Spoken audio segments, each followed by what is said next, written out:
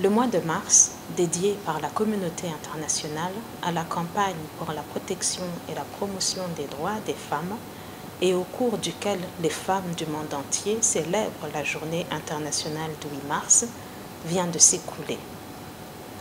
Le bilan de l'année dernière a été fait, le thème de la campagne de cette année adopté et des résolutions prises pour sa mise en œuvre.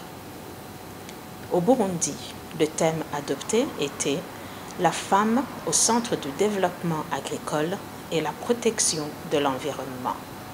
Reprenant ainsi le thème retenu par l'ONU tel qu'il a été développé par ONU Femmes, mettant en relief la question de changement climatique et leadership des femmes et rappelant les effets du changement climatique sur la femme et la place de celle-ci au centre de la protection de l'environnement. Ce thème ne pouvait être plus approprié dans notre pays où l'agriculture occupe plus de 90% des femmes en âge d'activité et génère plus de 50% du PIB.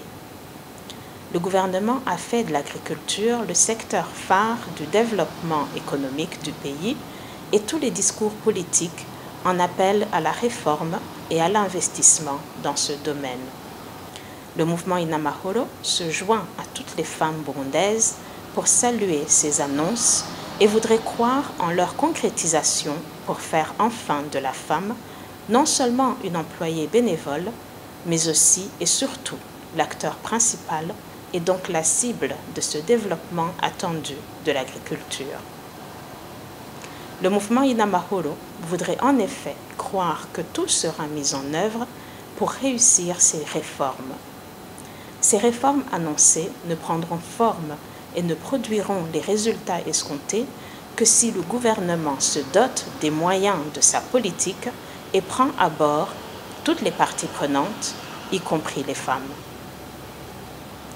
L'on nous parle de réaménagement et d'extension des terres arables, de plantation de nouvelles essences d'arbres, de regroupement d'agriculteurs en coopératives, mais si les femmes doivent s'engager et être au centre de tout ce processus, elles doivent pouvoir y participer activement en ayant pleine conscience et étant dotées des capacités requises pour faire la différence.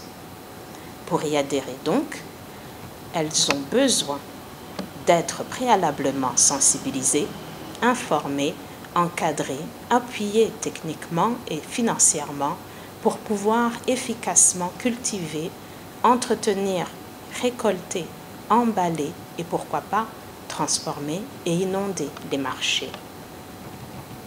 S'agissant du réaménagement des terrains, outre qu'elles n'ont pas la latitude de décider de l'affectation des fonds de terre dont elles ne sont pas propriétaires, il faudra qu'elles sachent quand, quoi, comment planter et entretenir la plantation pour espérer de meilleurs résultats que ceux obtenus avec l'agriculture à l'ancienne. Elles auront sûrement besoin de semences sélectionnées, de matériel et autres équipements.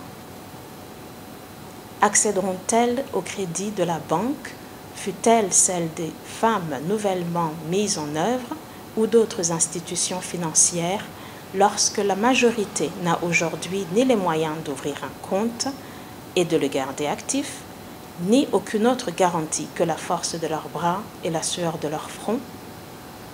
Pourront-elles sécuriser le crédit par les revenus de leur récolte?